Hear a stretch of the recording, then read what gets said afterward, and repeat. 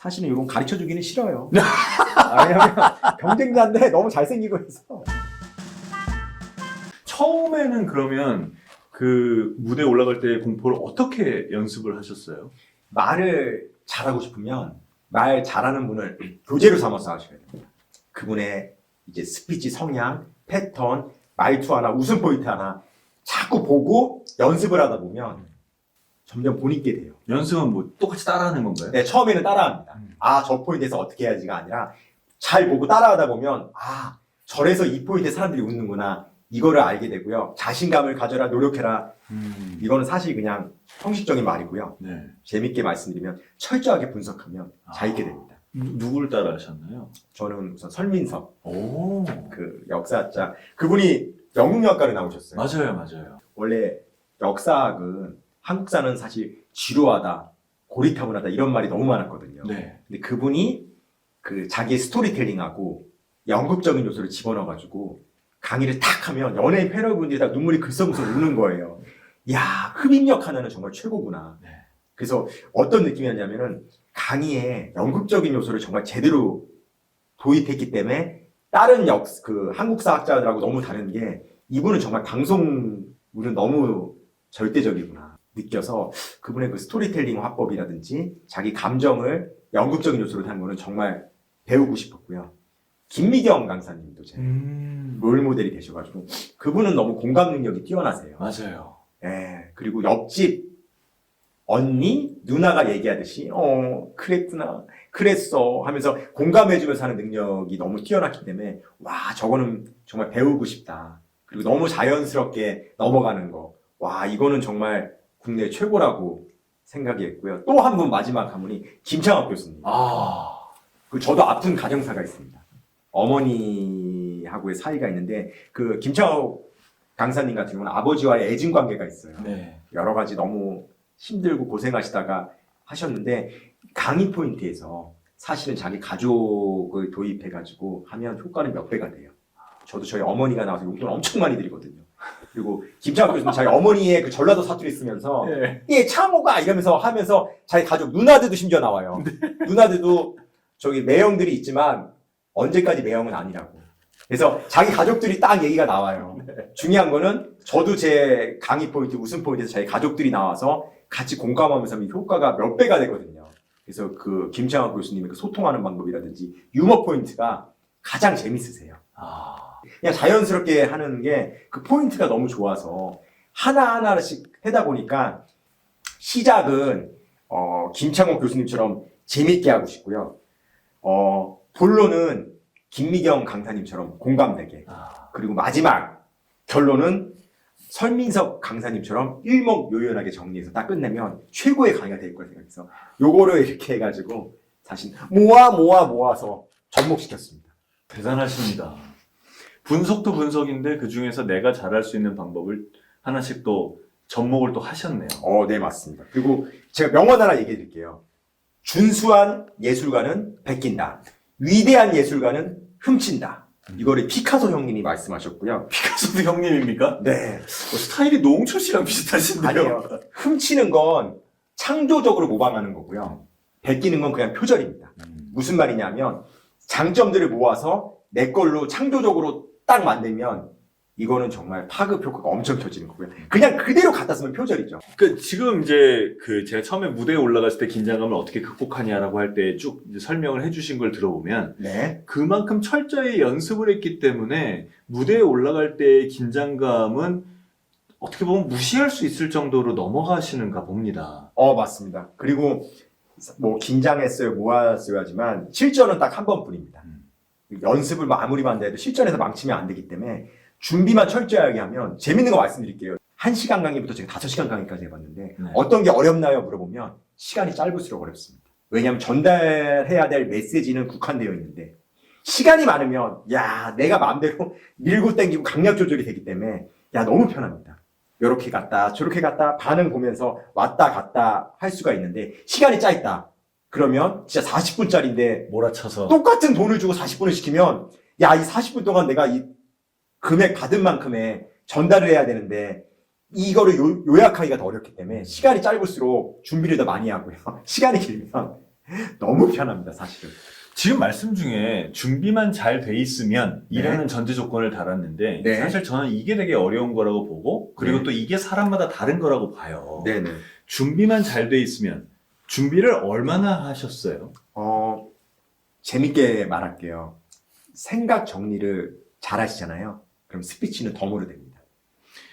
그러니까 지금 전 말씀하신 포인트를 좀 알 것 같은데 어떤 사람들이 이렇게 얘기를 합니다. 예를 들어서 기업에서 어떤 일을 따기 위해서 프레젠테이션 발표를 내가 해야 되는 사람이에요. 네. 그러면 내가 발표를 잘하냐 못하냐에 따라서 프레젠테이션을 따냐 못 따냐가 걸려 있잖아요. 이 프로젝트를 맞습니다. 따냐 못 따냐? 맞습니다. 그러면 이 사람은 압박이 엄청나단 말이에요. 네네. 그럼 이런 사람들이 대체로 어떻게 준비를 하냐에 따라서가 달라지니까 그 스트레스를 받는데 네네. 저한테 뭐 대본을 외워야 돼요, 뭐 어떻게 해야 돼요를 물어본단 말이에요. 네. 저는 대본은 절대 외우지 말라고 합니다. 이러면 까먹으면 다 날아가는 거니까. 맞습니다. 네, 그 흐름을 익히라라는 말을 하는데 맞습니다. 그렇게 하신 것 같거든요. 정답입니다. 네, A4지에다가 사전에 제가 연습한 거를 큰 틀의 제목들을 딱 1, 2, 3, 4, 5, 1번부터 10번까지 쫙 적어 놓습니다. 네, 근데 이 큰 제목만 알아도 어떻게 얘기할지 흐름이 나오거든요. 네, 근데 이 흐름을 따라서 가기 위해서는 연습도 중요하지만 자기가 이 대본을 안 보고도 1번부터 10번까지가 딱 머릿속에 정리가 돼 있으면 정말 자 1번 챕터 1에서 이렇게 하고 2번 요것만 연습해 놓으면 큰 틀만 외워놓고 가게 되면 정말 편하게 갈 수가 있는데 아예 대본을 통으로 외우면 다 날아갑니다. 근데 강의에서는 이 대본을 읽을 수가 없습니다. 없죠. 그러니까 보고 있고 하는 한계가 있으니까 땀이 줄줄줄 나더라고요. 그리고 질문을 했을 때 본인이 머릿속에 장착이 안 돼 있으면 답을 못 해요. 그래서 제일 충격받았던 게 자, 거기 이메일 적어주세요. 일단 이메일로 답변 드릴게요. 망신이죠. 이메일로 바로 얘기해야지. 저자와의 대화에서 책 읽고 질문하는 것들을 본인이 대답을 못 해요. 이메일로 질문은 받아도 이메일로 답을 하면 안 되죠. 그런 경우를 많이 봐서 제가 느꼈어요. 와, 이 정도 연습이나 노력도 안 하고 강의를 한다는 거는 사실은 편하게 생각하는 거죠. 더 발전하고 싶으면 한 명은 저만 봐요. 그래서 그 사람이 피드백을 적어줍니다. 이게 재밌는 게 강연에 빠져서 들으면 저 사람의 단점이 안 보입니다. 와, 그냥 멋있어. 감동적이야. 같이 울고 웃으면 하나도 안 보이는데 형, 내가 오늘 뭐 약속했죠? 제일 비싼 선물. 오케이. 이것만 분석해요. 연극적인 요소에서 분석하는. 그러니까 저 제일 괴로웠던 게 저희 학교 연극 전공하신 선배님을 불렀어요, 강의에. 미치겠어요. 다 울고 있는데 매의 눈으로 칼같이 적고 있어요. 저 새끼 저거 봐. 너 뭐 하나만 틀려봐. 발성에서 틀려봐. 호흡에서 틀려봐. 와, 저기 볼 때마다 냉철하게 보고 적는데 강의 끝나고도 지적질만 해. 다 모이면서 너무 좋았어요. 너무. 이리 와봐. 너 옛날에 가르칠 때도 발성 이렇게 하라. 여기서 끊겼지, 호흡. 네. 계속 지적질만 해. 형, 가고 내일 얘기하죠. 술 내일 살게요. 오늘 가, 그냥. 이거예요. 냉정하지만 팩폭을 받으면 어떤 유명한 강사라도 실수가 있어요. 제가 갑자기 많은 걸 또 반성하게 되네요. 네. 많은 걸 반성하게 되네요. 근데 사실은 누구라도 싫은 소리 듣기 싫어하는데 이게 진짜 좋아하는 입장에서라면 이거를 전해줄 수 있다면 너무 행복한데 사실은 이거를 듣기를 좋아하는 분이 없어요. 충고라든지 이렇게 딱 지적하는 거를 듣기를 괴로워하는데 제가 생각은 그렇습니다. 더 한 단계 올라가려면 이거를 받아들이고 포용하면 여기서 한 단계 올라가서 여유가 생기면 강의에서도 보는 눈이 달라집니다. 내가 강약을 조절할 수가 있게 되는데 쫓기듯이 하게 되면 이 감정선을 표현 못하게 되면 그냥 누구라도 다 똑같은 강의. 저 사람 강의는 잘하는데 마음의 움직임이 없었었는데 이거를 장착을 하고 여기에 감정선까지 넣어버리면 이게 폭발적으로 빵 터지게 되면 마음으로 들어오는 게 훨씬 커져서 근데 이거를 살리기 위해 사실은 저도 지인들한테 부탁을 많이 해서 내 강의 듣고 정말 형님 너무 사랑하는데 팩폭을 해달라고 지적을 해주십시오 하면 이게 도움이 정말 많이 되는데 가슴은 아프죠.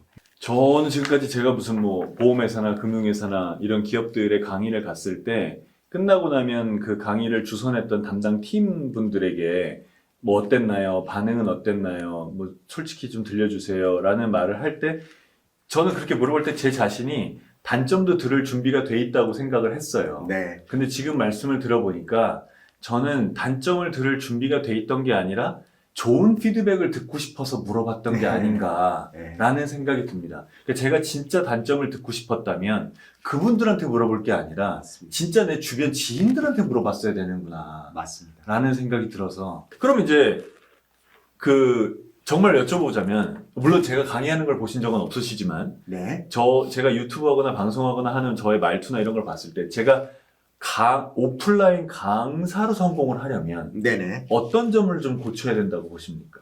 근데 제가 딱 볼 때 어떤 느낌이냐면 외모가 약간 귀공자 느낌이세요. 네. 편안함이 있으시고요. 꾸준함이 있으셔가지고 근데 이게 장점이 될 수도 있지만 때로는 진부하게 느껴질 수도 있어서 요새 진보함 쪽으로 좀 많이 가는 것 같아요. 그래서 어떤 느낌이냐면 너무 튀지도 않지만 여기서 약간씩 유머 코드를 자연스럽게 해가지고 쓰시면은 한석준 아나운서님 저런 느낌이 아닌데 약간 재미도 있고 유트도 있네 이런 느낌으로 해가지고 전현무성님처럼 막 진짜 막 별의별 걸로 웃기라는 게 아니라 딱 아나운서님에 맞는 코드로 해가지고 유머를 섞어주면 괜찮지 않을까.